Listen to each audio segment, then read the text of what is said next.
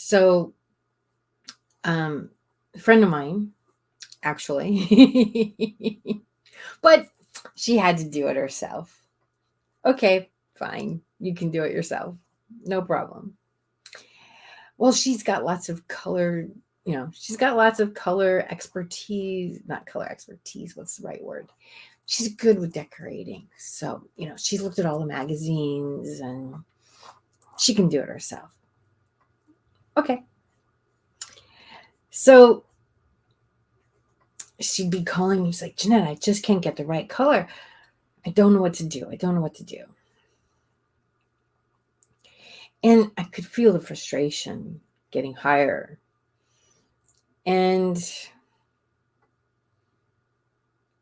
I actually did gift her a session, but when I went over there, she said, I want it to be blush. I want blush walls. I knew the house didn't want to be blush. And we tried. We found some colors. But sometimes you have to go with what the client says they want until they can see that that's really not what they want. And so that's what I did. I'm like, okay, let's find the best blush. And we found some great colors and they're pretty. She put them on the wall. I hate them. Okay. So she was going on and on and on. And I get a text from her the other day. And she says, I've got the right color. Can you come by? Okay. Happened to be going by her house. So I said, yeah, sure, I can come by. So I did. And between the time I got the text and the time I got there, the painter had actually painted the color that he'd created. I've done this many times too, is I create a color for my client because we're just not hitting the right mark on the paint deck. And so he made this color for her. I have to say it was a pretty color. And it was a very soft blue. And we'll put it up. And she's like, looks like a little boy's room. I don't want to live in a little boy's room. And she loves blue. So it was a very logical choice on his part. And it was a very pretty blue that he created. It was too powdery, she said. Okay.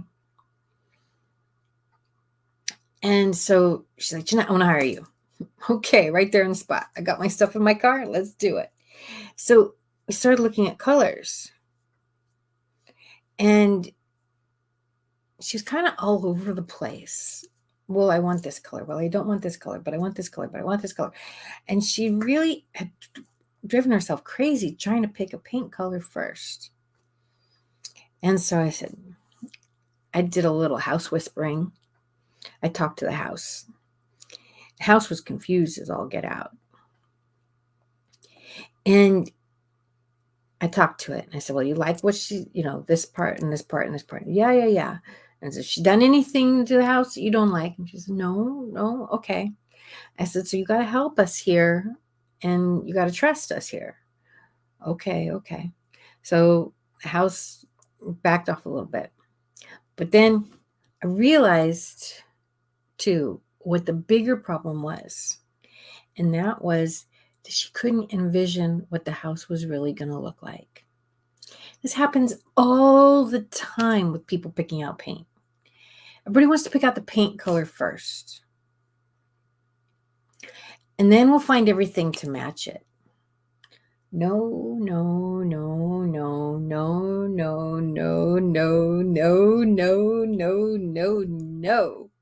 Never do that. Go find the fabrics that you want. Get everything else together. And then you bring in the paint and let the paint pull it together. So I told her, I said, we need to find the fabric for drapes first. We just have to. So back to my car. I've got the Mary Poppins car. I just have a little Veloster. It's tiny. Everybody says, oh, Jeanette, you need a big SUV. I don't want a big SUV. I get everything I need in my little car. It's good. So I came back in with some fabrics, and she fell in love with one of them. Actually, fell in love with a couple. We have a few things we want to do in there. So I'm like, we do this, we do this, we do this. She's like, oh my God, yes, that's my house. That's my house. That's what I want my house to look like. That's what I want my house to feel like. Because what happens is people can't usually envision the whole picture. I mean, that's not your skill. I mean, as designers, we can. But even as a designer, I've had some clients come to me like, Jeanette, what color do you see in here? I'm like, I can see a million colors in here. It's what color is right for the house, what color is right for you, and what color goes with what's going on. But I can envision this room 100 different ways. And it's easy for me. And another question I'll get is, well, Jeanette, what kind of drapes do you think we should have in here? Okay, I will tell you, I never know until I go out looking for drapes. I love this pattern, this bird pattern. When I got these drapes, my husband loves birds. And I happened upon this pattern at the fabric store, and I loved it. It had a very English library feel, right? And he loved birds, but it wasn't cutesy birds. I loved that it was just the two colors. And I brought it home and I said, look what I found. And he looked at it, he says, yes, where's it going? What you going to do with it? So people often unknowingly ask the wrong question first. It's not about what paint color do you want on the wall? What paint color do you want to live with? No, we got to create the vision. As soon as I found that fabric, like everything else just went right with it. And, we got the sofa, and it was so cool to get the sofa, the same fabric, and it has this very English library feel to the room, which I love. I love the English library feel. I wish I had a big bookcase and a fireplace and a big easy chair, but one step at a time. The room's not that big, but I still have that English library feel in here, and I love it. Right? I do have a bookcase. It's just not a big one. Anyway, back to my story. I digress. I do that sometimes. But if a client had said to me, Jeanette, what fabric do you see on the windows? Guarantee you, I would have never said, oh, I want some outlined birds in burgundy and cream. You got to go out there and see what's out there first. Then you can play with it. My client fell in love with kind of a modern floral, and it's grays and blues. And the blues have a little bit of purple in them, which she'd kind of been leaning towards, but we couldn't find the right purple. And some of the right grays. And we were looking at these colors, and she's like, this is it. This is what I want for this area. And it was her dining room and her living room, front part of her house. And that was determining what we were going to paint the rest of the house, because she wanted all the house to be one color. But we had to find something, because just picking a color, we didn't have anything to create the rest of the vision. And let me tell you, it is a lot harder to match your draperies to your paint color than your paint color to your draperies, because it's really easy to fall in love with fabric. Oh my gosh, I do it all the time. Oh, let me show you something really quick. Oh, goodness. Oh.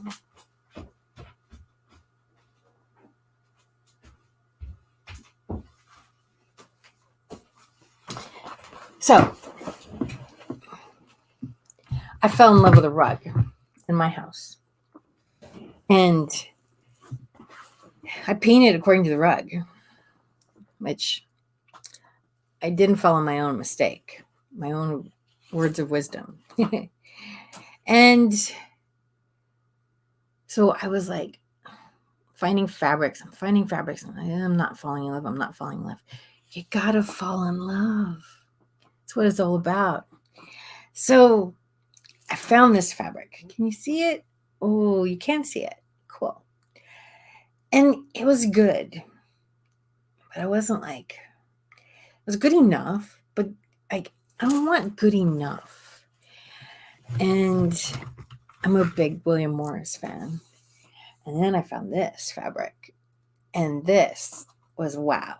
Now the rug has got a little bit of purple. I'm sorry, it's cream and it's got a little bit of teal in it. And this works with that. So now I'm in love. I can do the drapes. But let me tell you, it's a lot easier if you find your fabric first and then pull the paint color out. Because you can hit subtleties. Now the fabric that she chose, I have it. Okay, I'm going to put you on hold just 1 second more. I'm sorry.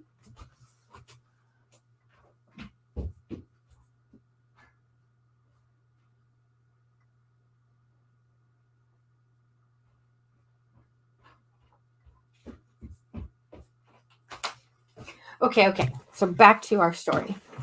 So this is the fabric that she loved. Now you can see it's gray and blue, but look at her blue. There's a little bit of purple in it.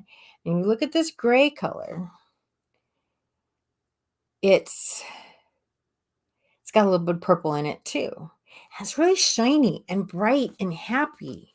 It's a very bright, happy gray. I'm not a big gray person personally, but this is actually kind of neat. And there's all gray has tones in it. All gray has undertones in it. You got to figure out what those undertones are. And once you do, then it's a lot easier to pick all the paint. So we were picking paint colors all morning. And we're looking at grays. And she's like, no, it's too gray. Then we're looking at blues. No, that's too blue. And we're looking at purples. No, that's too purple. Because the subtlety, the subtle undertones in this are really little. So if you look at that blue, there's a little bit of purple there. You can see there's a little bit of purple in that gray. That's very subtle. So looking at the purples, we're all too purple. And then we get to the real problem. And this is why she was having so many problems. Her windows have a green tint. They did that for sun protection, whatever. She wasn't going to replace all the windows. So we had to deal with a green tint. So here's what happened. Any color we put up on the wall that had even a little bit of yellow turned green. She didn't want green. Green doesn't go with this. No green in there. Reds kept turning purple, but not the right purple. So when I say red, I'm not talking we even looked at red colors, but if there was a drop of red in the color, so for instance, this purple here, this gray here, does actually have a little bit of a purple tinge to it. Little tiny bit. And so even a drop of purple in the gray made it a lot more purple on the wall. And we were just doing this with chips at this point. And to compound things, she has a yellow floor. It's tiled. It's a yellow floor. Not yellow, stone yellow. And the kicker was she did not want yellow. She does not like yellow. She does not want any yellow. She didn't want cream. She didn't want anything. So we were going round and round and round. And finally she says, she has a sofa that she loves, or a chair that she loves, sorry. And it's got kind of a putty colored background, and it's got the blue. It has the same blues as on here. So like when we found this fabric, we put it with all the stuff she had, and it went with everything. So really all we were doing is adding some drapes, maybe a sofa. We found really pretty sofa fabric too. Look at that. Is that gorgeous? It's yummy, yummy, yummy. And then look what it does with this. It's so pretty. Oh my gosh, it's so exciting. And we may play with some pillows and stuff too, but she's not sure she's going to go ahead with a sofa right now. But you can see the image. Maybe the sofa happens next year. So anyway, everything we're putting up on the wall was just, so we finally, she's like, I want that putty color. Okay. So she started looking at putty color. Everything was too yellow, too yellow, too yellow, too yellow. Now, I had a client one time. She was in her 80s. And everything was yellow. We were trying to do a taupey color for her. So like it was a pinky, beigey color, gray color. That's what she wanted. We tried 3 or 4 paints. And she said, Jeanette, you can make the paint. Like, yeah, I can. So that's what we did. We pulled the paints together. I started mixing paints and put swatches on the wall till we got the right one. Now, we put stuff up and she would say, there's too much yellow. Okay. I looked at it. I didn't see any yellow. Her daughter was there. And her daughter looked at, we changed a couple looks like, do you see any yellow? I don't see any yellow. Do you see any yellow? I don't see any yellow. It didn't matter because my client saw yellow. Because what happens as we age, our eyes see more yellow. Glaucoma, all those wonderful things. It just happens. And, this one was well into her 80s. And she saw yellow. Now, I didn't care that I didn't see yellow. My client saw yellow. And I had to make it so she didn't see yellow. Now, trying to fix yellow you don't see, let me tell you, that was an experience. But, we worked it out. Fortunately, she's like, I want to see more red. Okay, we put a drop more red in. She put a drop of black in. Okay, put a drop of black in. And I do a little bit other mixing too. And finally we came out with the perfect color that apparently had no yellow. So yay, we did it. Now, this lady doesn't like yellow, but at least she could see the yellow. It wasn't hidden yellow. Thank God. It wasn't hidden yellow. But she was looking for a putty color. And we found a color. I said, well, okay, let's go get it. We found a blue for the dining room. She wanted the dining room to be one of the deeper colors here. And we were playing with several. We were trying, and they kept getting dark because that particular room, everything got like 3 shades darker once you put it in the room. And that's just with the paint chip. We hadn't even gotten to paint yet. So it was really important that we found a paint color that reflected light. And if you look at this fabric, there's a lot of reflectivity here. It's in the embroidery. There's a lot of reflectivity. So it was really important we find a blue that reflected some light so that it was dramatic, because she wanted this really wonderful, dramatic, cozy feeling room. It's a great room, sort of, but it has columns and it's got a different ceiling, so it separates itself. But she wanted something very dramatic there. So what we end up doing is pulling a darker color of this teal and making that work. And the teal reflected more light than the purple did. The purples they sucked up the light so bad and so fast. And they might have been okay, but she needed something brighter. So we got ourselves down to like 3 or 4 colors. We went and we got them.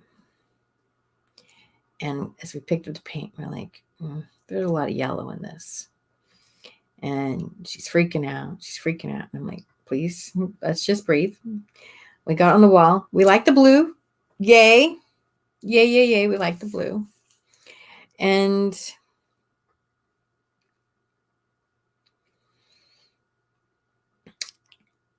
the wall colors for the rest of the house were way too yellow. And she was so upset. And we both started looking at all the colors again. And well, what does this mean? What do we want? What do we have to do? And a couple things happened at this point. One, there was a color that I had picked out earlier in the day, and I really liked it. Somehow it got discarded, and I didn't know why. But we got a lot of yeses from it. Like, we need to get that paint.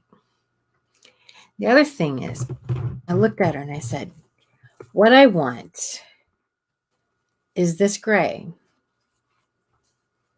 but half the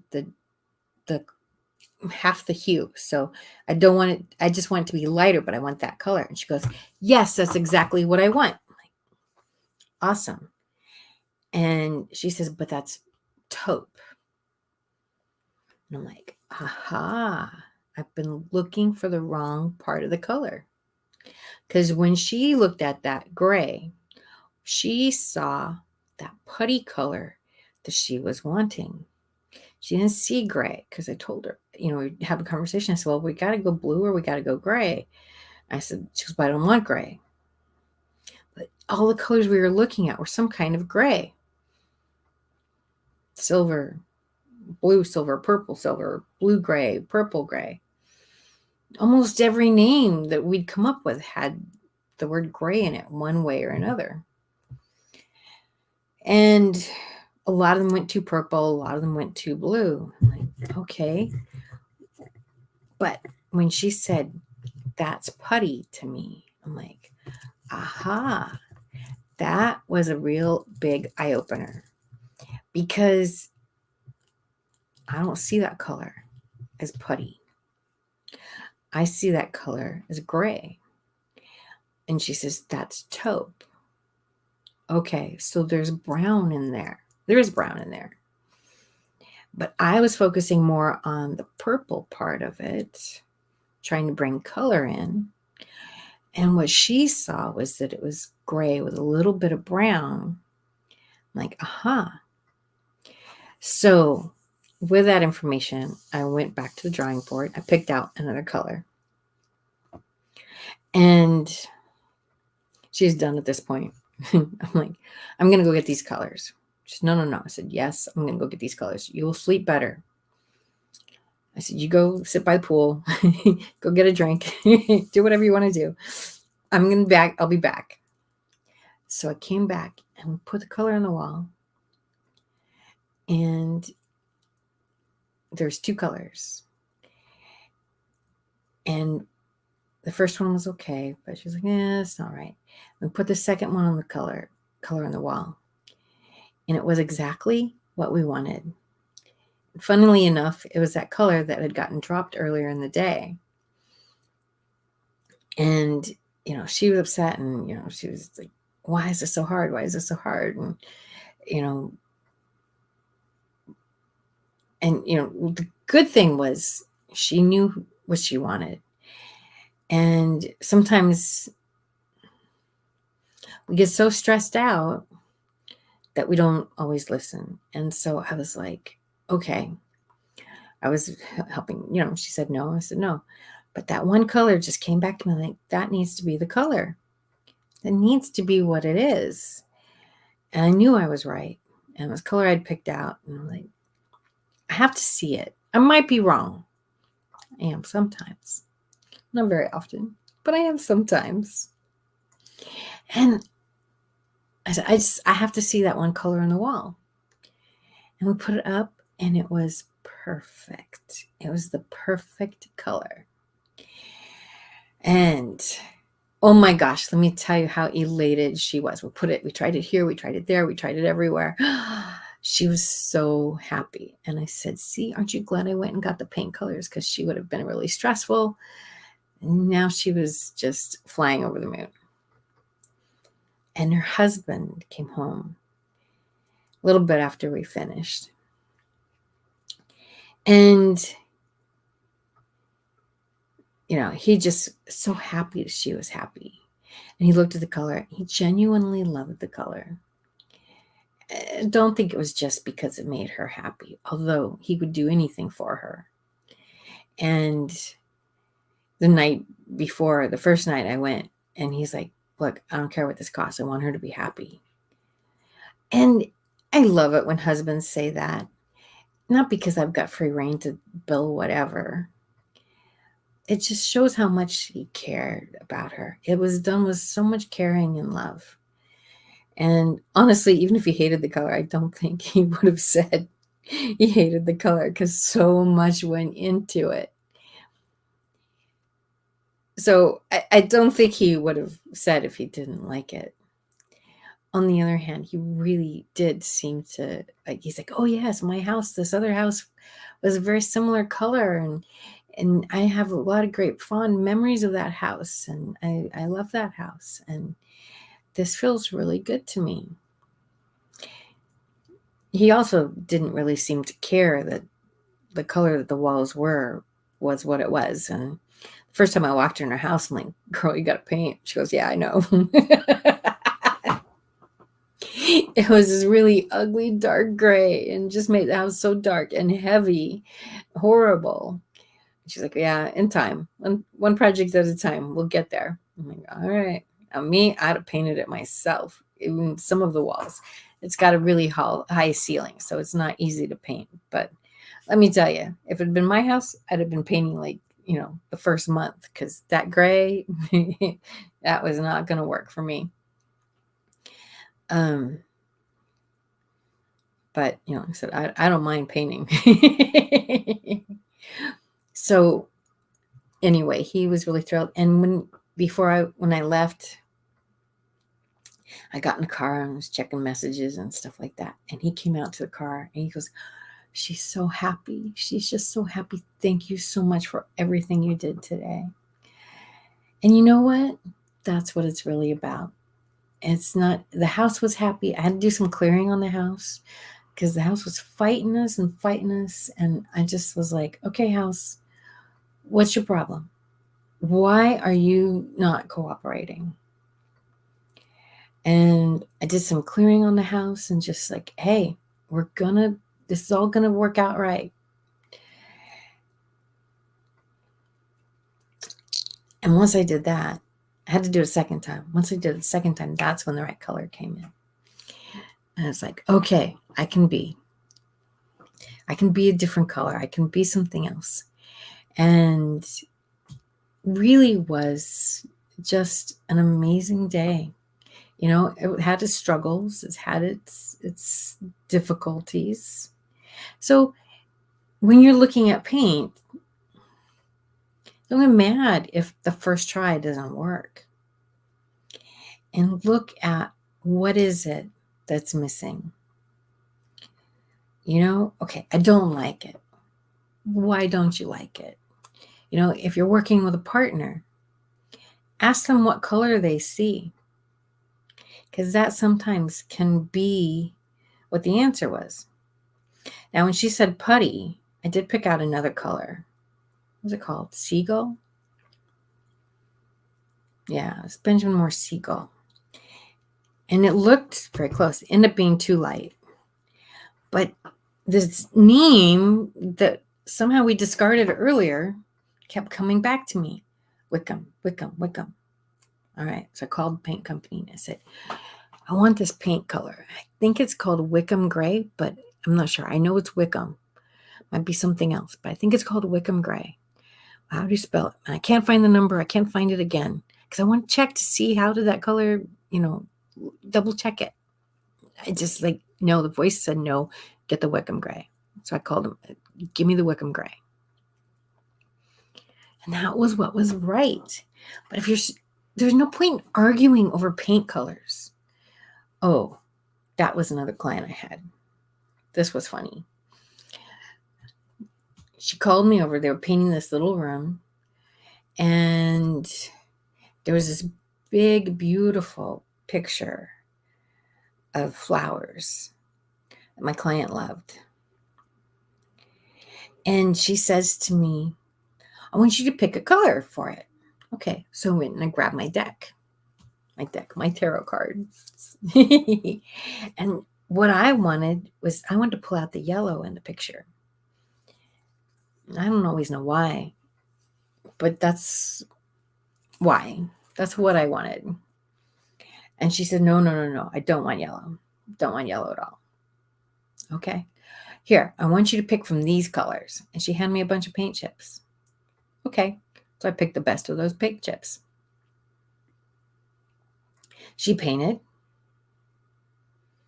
And next thing she knows, her and her roommate are arguing all the time. And she doesn't know why. This went on for months. Months. And finally, they got into it really bad one night. And she's like, you've been arguing ever since we painted that wall color. What, she said, well, I really hate that wall color. Why did you paint it that color? So the truth came out. Why she couldn't say something earlier, that's a different part of color whispering, but I wasn't involved in. I do help with family matters, but like I said, I wasn't part of it to that extent. So anyway,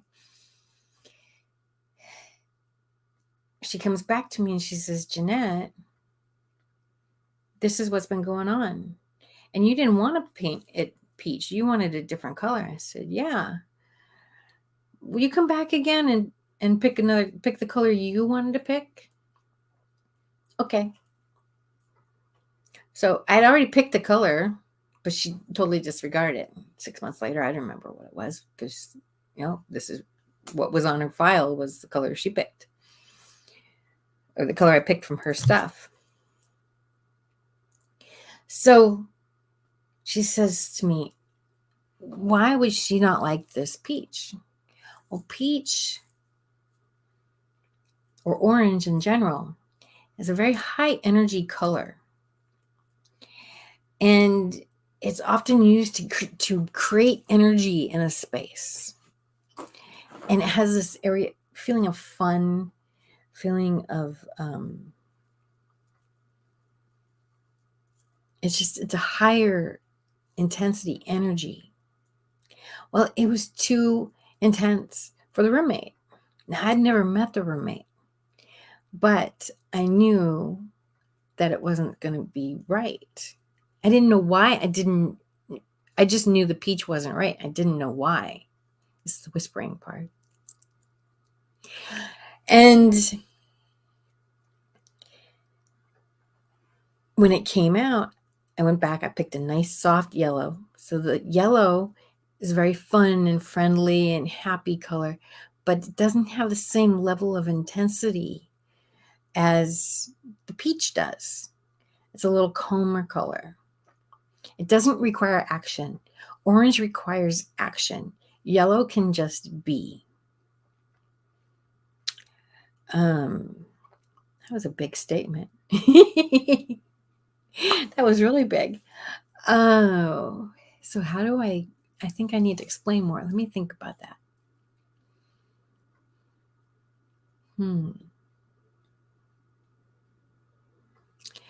Orange, it just naturally requires action. It's about abundance. It's about doing. Fall leaves, it's about changing leaves. It's about orange requires change. Yellow can just be like a flower. It can just be on your table. It doesn't impact. It's not asking anything of you other than to just enjoy it.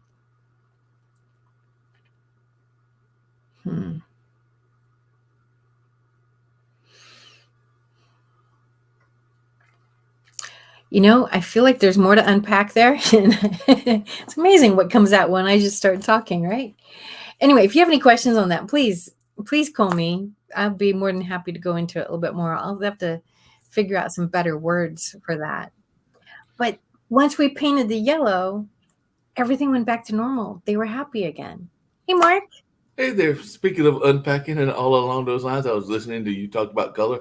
I have a radical proposal that I am going to put out here on Pod TV, and I want to see what you think about this. But I was watching yesterday the women's match, rooting for the two Americans, Coco and Madison. Coco won, Madison lost, and all in that space. But what I noticed, and I think the guys are going to play in a few minutes and everything, is that the women have tremendous, great colors, and all along those lines. I think Coco was wearing a nice yellow uh, outfit and everything. I think the woman from Belarus that won, that beat Madison, was wearing like a pinkish kind of outfit or something like that and everything. So I've seen these very vast colors and everything. So my radical proposal is that the guys have to do the same thing. Because every time that I think about the guy tennis players, they're coming out in white, they're coming out in very bland kind of colors. And of course, that is not the total importance of the tennis match. But I'm thinking that the guys need to have a little bit of diversity in their color as well. So as a color whisperer, what do you think about my radical proposal that male tennis players have to wear colorful outfits as well? Because the women definitely had some very colorful outfits. Like I said, Coco was wearing something that was very, I want to say it was almost like a canary yellow and all along those lines. And definitely there were others that were wearing some outfits that have been very colorful as well. So my new radical proposal is that the man tennis players have to wear color as well. So what do you think of my radical proposal? I love it. And I'll tell you why it is what it is. Okay. So, first of all, a lot of men are colorblind. Mm-hmm. So they're not seeing the colors. They're not recognizing that they affect them so much. Now, traditionally, tennis has been wear white. I don't know why, but it is. Um, that's one I don't know the answer to, but it is. So, because it used to always be white. I mean, the Yes. women were white too. But here's a Yes. secret women know. Women are more aware, our intuitiveness. A lot of, because I get a lot of men like, whatever wife wants, I don't care. Now, if they object to it, they'll say, but a lot of men really don't care. And so Right. they don't feel like this guy that I was telling you about us, he's like, I didn't feel the difference in the house. Maybe he'll feel the difference in the house when it's done, but he didn't feel the oppressiveness of the gray that was there. He didn't feel it. He's like, I guess I'm lucky. I just didn't feel it. But as women, we are by nature more intuitive and more in tune with our surroundings, and and more aware of how colors affect us. Right. So more women are likely to know what colors make them feel stronger, Right. what colors make them feel more attractive, more in the mood for a date. There are colors that, I mean, there's the old joke, when the woman's wearing bright red lipstick, she's looking for something, right? Mm-hmm. She's ready. She's got the little red dress on. She's got a very Right. different motive going out to the bar dancing than the girl in the green dress, you know? And we we pick up on stuff like that. So by them wearing other colors, they probably have stylists that are helping them going, okay, this looks good. And they can use colors to strengthen their performance. Right. And there was a years ago, and I don't know the details, I don't remember, but there was a football team actually. Mm-hmm. They painted their visitor changing room pink, Oh, wow. and they won every single home game. And they couldn't figure it out because apparently they lost every single away game. Right. They weren't that great of a team. So they're like, wait a minute, this doesn't make sense. They're winning everything at home and they're losing everything away. And they Right. like, what's going on? They're cheating somehow. Well, they were cheating, but they painted the visitors team pink. And so by them spending the time in this pink room, it made them so calm that it didn't matter what kind of fury and brimstone coach went out there and said, go get them. They had been calmed down so much. They physically couldn't go out and give what they normally would give. Right. So it's now actually illegal to paint any part of the changing rooms pink. It's actually on the Oh, wow. book. That's why. What's that guy out in the desert? The guy who's got the jail, is it Joe? Sheriff Joe? He's got a jail out in the desert, and he makes the guys all wear pink. Mm, So there's part of it is, he gets kind of the worst of the worst, I guess, and he puts right. them out in tents, and you know it's a very modest life they live. And but part of it is the pink keeps people calm. It keeps people from fighting, and that's another part of it. um so they probably have figured out what colors are their strength. Now for me, my power color is green, Mm, which apparently I'm feeling very powerful today because I'm wearing okay. green. But or maybe I felt I needed power today. I just went, I need green today. Okay, I Mm, wear green today. So I've done it so long, I don't even question. I just do what it says, and I don't care why. But um, so that's my power color, as mm, is green, which mhm. goes against the whole red's your power color. Yeah. And knowing what your colors are, what colors make you feel more powerful, more noticeable, more friendly. When I sit in front of a class for the first time, I've learned which colors give me the best reception, and it affects how the students look at me the rest of the semester. It's really interesting. No, that I'm makes a telling lot of sense. That makes a lot of sense. As you were saying that, I was thinking to myself about what Coco Gauff said after she won, because apparently she is also, in addition to wearing that yellow dress, I think into anime. And I know a lot of the Japanese art, particularly anime, is very bright colors. So she might have got into the bright colors through that as well. Because literally after she won, they asked her what she was going to do in terms of preparing for the game on Saturday, and she said she was going to go home and watch some anime. So in other words, she's going to try to do something to take her mind off of the game and all in that space. So she'd go do something that had nothing to do with the game whatsoever. So she even named the character in which anime she was going to go watch, but I don't remember enough details to remember what it was. But yeah, she was like, I'm going to go watch some anime. So yeah, like I said, I may watch the next game and see who my opponent is, but more than likely, I'm just going to chill and watch some anime. And I do know that that is a form of art in terms of Japanese animation and stuff that is very color oriented. So she might have even picked up the love of yellow from being an anime fan as So well.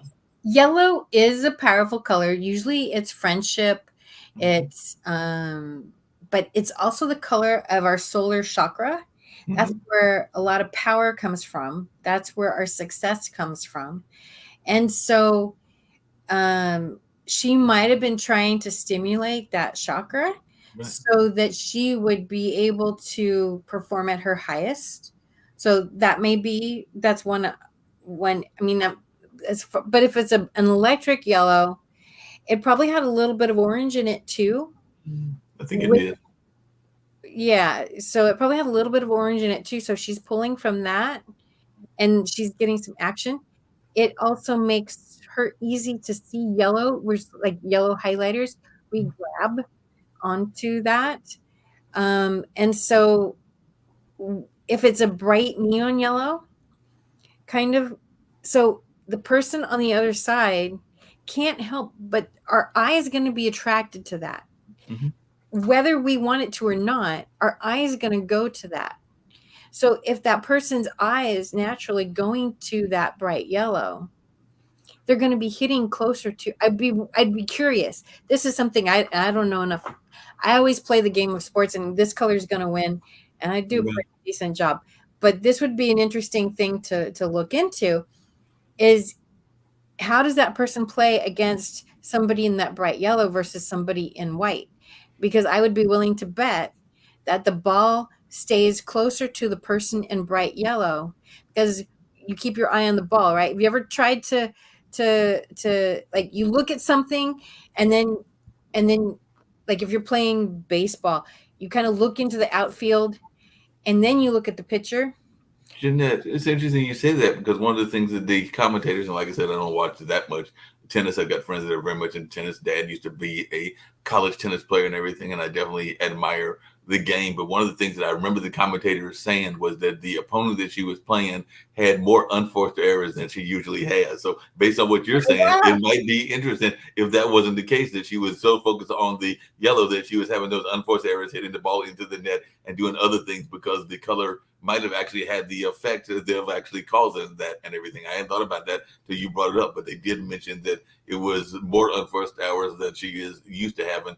And I want to say that she was also a top ranked player, because I think Coco's number 6 and this particular player was number 10. But I do remember the commentators mentioning that that was the most that they had seen her do in a number of games. So they would, and even she said that she felt her game was off and everything. So it might be interesting to see if that color That had would not be really played a role into interesting. that. And Mm-hmm. it might be too that she didn't do as many, like in tennis, you'll try to get it like as close to the line as you can so it's inside but far enough from the person. But I bet that was harder for her to do because her eye is naturally going to the yellow. She can't, I mean, that's not a mind thing, that's your eye's going to go to something bright. So I bet the ball came closer to the yellow player Right. on a regular basis as well. And yeah, that color neon is going to affect her eyesight. Now, if she's playing against a man, it may not so much, because like again, guys often are colorblind, and guys, your your senses are different what you pick up on. So for women, we're looking at our surroundings all the time, and we're aware of our surroundings. We're doing it from a different mindset than men are. Men Yeah. come in and it's protect. Who's out to get me in this room? I mean, it's some subconscious, right? Yes, But it's there's subconscious. a lot of guys. It's like they won't sit with their back to the door in a restaurant. Mhm. Like, "No, I need to see who's coming in," Yeah, there's a lot of guys that are like that. They won't right? have that viewpoint of being able to protect themselves should they be having a enemy come in and all along those lines. It's interesting you mentioned color blindness, because I remember when I was a kid being tested for color blindness. I want to say that and actually I got to go to my optometrist in another, I think it's 2 weeks and everything, or a week and a half. And I do remember that this was as a child, them testing for color blindness. And I want to say they said that I did not have the color blindness, but for some reason they were thinking that it was something that it might be there. But in the test, they realized that I knew what red was, knew what yellow was, and knew the various other colors, so they weren't as concerned about it. But definitely, they did have that test that I remember taking as once I was a teenager at that particular time. So it was a concern that must have been out there at some point or another. So when guys are looking at the surroundings, they're looking at more attack mode. Like if somebody Mhm. attacks me, it's different with women. We're looking more at resources. Mhm. We're not expecting everybody to attack. Now we do have to be aware, but when a woman's attacked, we're looking for escape. We're not Right, looking for we're going to beat you up. right, If a guy comes and attacks you, you're going to beat him up. I mean, that's like instinct from the time like you're 5 years old. Like right. I'm going to beat you up. I mean, my nephew, he'd come up to me. He's 5 years old, 4 years old, 3 years old. Jeanette, I'm going to beat you up. Mhm. Okay, go for it. Like, but I also knew that this was something he needed to learn. And I said, "You want to wrestle?" And he says, "Yeah, let's wrestle." So I'd wrestle with him. But and he needed that in a way that like I never did as a girl. Like I No, girls don't. Yeah, girls don't need that and everything. The other thing I know we've got about another 10 minutes that you might find interesting was the other things that happened. And I don't know how much you follow the news, but the first match was actually the one that Coco won, which is the woman that was wearing the yellow Coco golf. It won was actually interrupted by climate protesters. So they were actually glued. At least one of them did themselves to the stands and everything. So they had to remove them. And I think there was almost an hour delay, like 15 minutes and everything.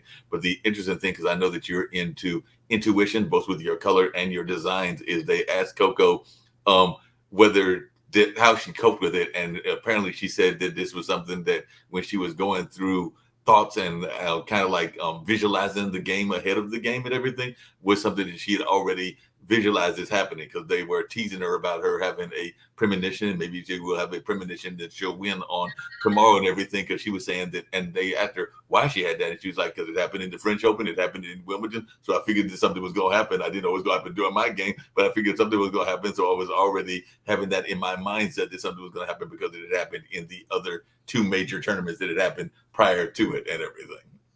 I'm looking to see if I can pull this lady up. Coco, tennis player.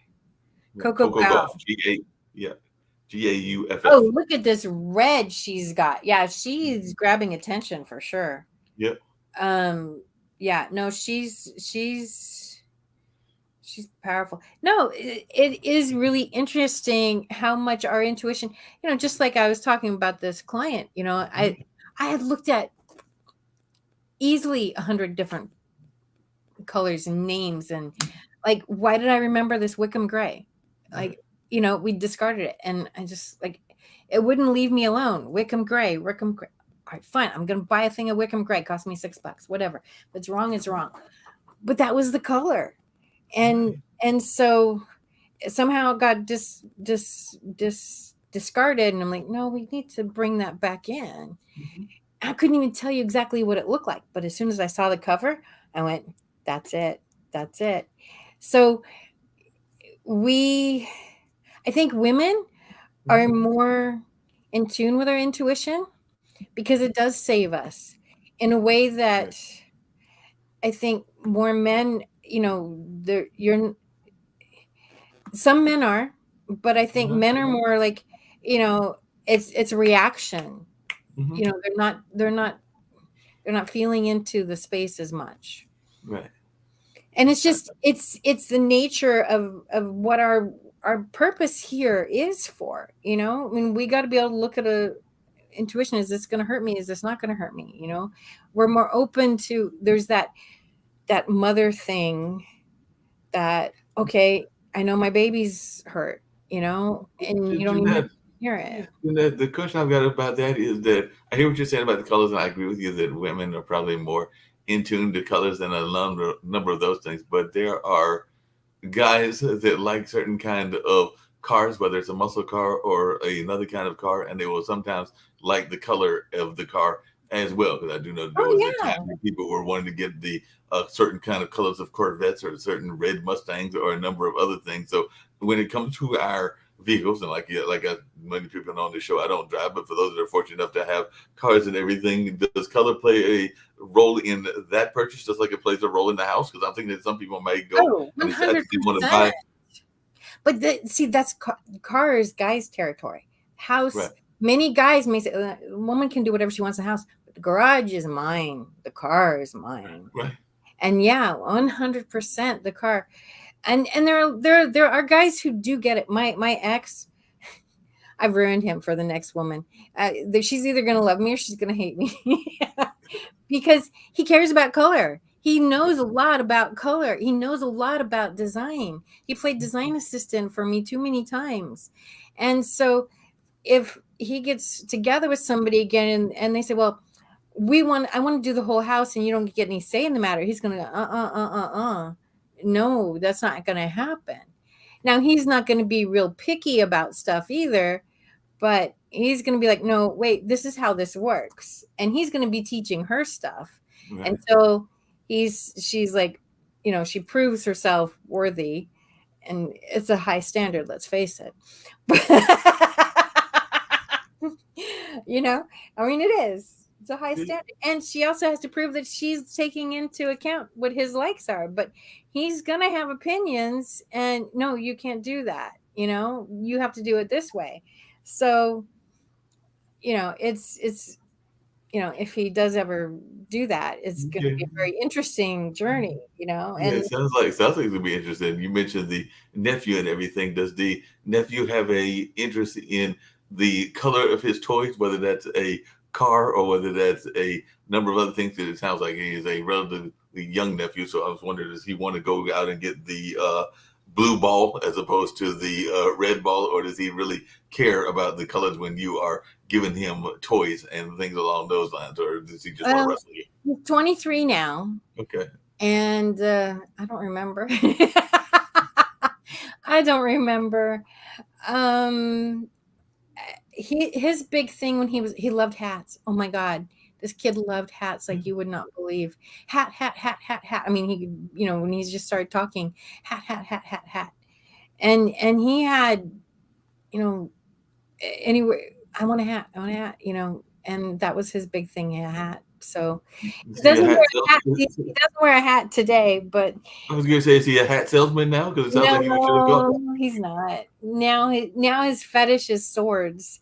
He did get a sword fetish early on too, and they had the foam swords, and I would always get him for them. And he loved playing. I'd play. I was his masculine energy until I didn't. He It, would have been glad to know today in the news because when we did our World Edition at 10 o'clock, apparently they found a sword in the Dead Sea. So that was one of the news items that came out of the world that they found this very old sword. I'm assuming that maybe it still cuts, maybe it still works, but they found it there in the Dead Sea region around Israel and all in it's that not called area. Excalibur, is it? Huh? It's Yeah. not called Excalibur, is it?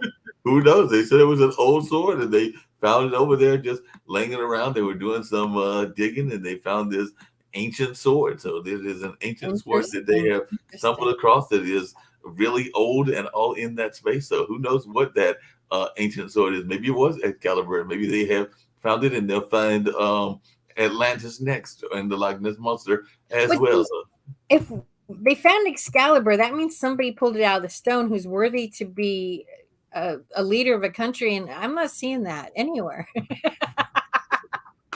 good point. So that We means that need they've some got some better tremendous. politicians. If Excalibur's been let loose, then I want to know what country they're in charge of, because I mean, there's a lot of crap going on. There's some crazy folks that are doing crazy stuff all over the world, all in that space. So I'm with you on that. If they're finding Excalibur, we need to know how they found it and what they're going to do with it, and all in that space. Because yeah, you're right. There's a lot of insane folks doing insane things all over the world, and not just in the United States, Yeah, but in no, other it's places. everywhere. It's everywhere. We Well, I need some mean, good India. leaders. I mean, India's talking about changing their name because they're talking about going back to Bharat. Apparently, that was a major thing that came up in one of their invitations because Modi sent out an invitation that had Bharat, like the minister of Bharat, welcomes you to this conference and everything. And folks are like, Bharat, I thought y'all were India. So apparently, he just like said, hey, I'm going to change the name. And there are some folks that are saying maybe he's going to change it permanently. And it wasn't just on this particular interest and all along those lines and in that space. And I don't know about you, and I was trying to find out where that sword was found and everything. But as I'm looking for that, I also saw that. Do you remember when you were little that you would want to get the metal detector, like if you were going on a beach trip and find treasures? Apparently, somebody in Norway did that because he had his little metal detector and he found some gold that apparently is the find of the century because this gold he found is very old gold, but he was just over there using the metal detector and he found some gold with his metal detector. They're saying that it's 1,500-year-old gold necklace. So he found a 1,500-year-old gold necklace while over there in Norway. And I'm thinking of like the old man that you see like in the cartoons with the old-fashioned metal detector. And he's like, hey, this looks interesting. I think I'll take it. Cool, cool. That's what I Yeah, said. I mean, there's all kinds of treasures, and it's just, I always loved watching Antique Roadshow, and I look around my Uh-huh. house, and I remember one time there was somebody had a Viking helmet. It looked like a piece of garbage, right? And it was Right. stuck in between, and they knew enough, like, hey, what is this? But the thing was like 1,000 years old or some crazy, like I forget, but maybe it was 500 years old. I don't know. It was crazy how old it was, and it was just sitting in somebody's garage, going from generation to generation. Nobody knew what it was. Nobody questioned it, and it just and it was worth a fortune. And then it cracks me up, all these people, oh, I don't know if I'm going to sell it, it belonged to my great aunts. I'm like, if it's worth $40,000, I mean, unless you really love it, sell it. you know my ex mother-in-law, she has a Hallmark ornament. She was so proud. She spent years telling us this. I have a Hallmark ornament worth $700. I'm like, you paid $7 for it. That's called ROI. Anybody who's willing to give you $700 for a little piece of plastic, you say yes, give me cash and thank you. you know I'm like, and she's dead, and we have no idea which one of these ornaments is worth that much, and if it is even worth that much. But my feeling is, if anybody's going to give you $700 for something you paid $707 for, the answer is yes, right? I Yeah, I mean, agree. I agree. unless it's something that you really truly love, yeah, sure, I Yeah, don't I like agree. Hallmark ornaments personally. They're too cutesy for me, but each everybody has their thing. So if somebody came up to me and said, "I'll give you $700, would you like some more?" I agree with you. Well, and on that note, I'm gonna give you another one that is truly hilarious and truly funny, even if it's funny in a sad way. And then we'll get to the Kindle spices to close us out and everything. But on Wednesday, there was a group of folks in England. Speaking of folks in England, and apparently a concerned but very misguided official called the police to report what he thought was like one of those Jim Jones mass killing things that was going on.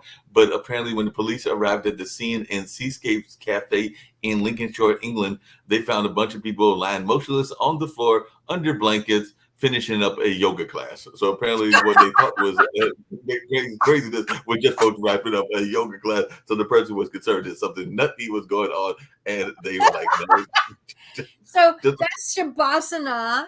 That's Shavasana at the end of the yoga class. It's actually called Dead Man's Pose. It is uh-huh. actually called Dead Man's Pose. Or corpse pose, and so that's what you do. And so the police must have come really fast, and the person had to been, couldn't have stayed there very long. They must have just looked in the window, and because you don't stay in that pose for very long. That's funny. Yeah." I That's was like, funny. that is hilarious that they're sitting there, and like you said, it's a part of the practice of yoga. So they're going to sit there and do their pose and all of those lines. It's part of the yoga practice, and they got it all wrong. And the police are probably going like, "Why are we here?" Yeah, and the thing is, like, 10 minutes is the longest you would possibly be in that pose. That's a really, really long time. So Right. that's crazy. That's funny. That is totally crazy. But I've got good news for you. We can wrap up with the Kindu spices. I was actually, as we were wrapping up the show, doing some boiling and some heating of some zucchini and other vegetables. So as soon as we're done, I'm going to put the Kindu spices on said vegetables, and that's going to be my Yay. late lunch snack and everything. Because I do have some of the Kindu spices that I've been using, so I'm going to throw them on to the dish that I've been fixing and all along those lines, and we will have some great meal. Because as I told Shauna yesterday, I had asked mom what I should do with the zucchini that I got. She was like, "You got some spices in the house?" And I mentioned the basic spices. And I was like, "Oh, wait, I got the special spice." She's like, "Put that on there. It'll make it give a pizzazz and all along those lines." And she was like, "That'll work." So that is my plan for this particular late night or late afternoon lunch and everything. So it'll be a That's lunch of awesome. vegetables and spices. So we're gonna wrap it with this spice commercial. As always, it was fun talking to you. I know you weren't sure that color was going to be a great topic, but we've learned about color in tennis. So definitely it'll be interesting to see what happens. And it was great conversation as always. Thank you. Thank you. No problem. You know how people love to enjoy food and don't understand how to flavor their food or how to replicate a meal? They're interested in supplements but don't know where to begin? Well, what I do is I take the guesswork out of enjoying flavor and wellness with my flavorful spice blends so that they can create delicious meals with healing benefits. Can Do Spice was created to help cooks at any level enjoy healing through food. Every spice blend was designed to give added health benefits of natural herbs. Every blend is complete. There's no need to add any additional spice for a delicious meal. Saving you time and money while adding supplements to your meals can be both tasty and fun. My earliest memories in the kitchen began with my father, Kenny Can Do Bond, so it was fitting that I would name this line after him. I have always looked to natural remedies to supplement the body, and I found myself hiding herbs and minerals in foods for my family. That's when it hit me. Everyone needs Can Do Spice. Everyone should be having this. It's an exclusive brand for cooks at any level who want to create flavorful dishes with healing benefits that can satisfy the body and soul. Add a little spice to your life. Give Can Do Spice a try.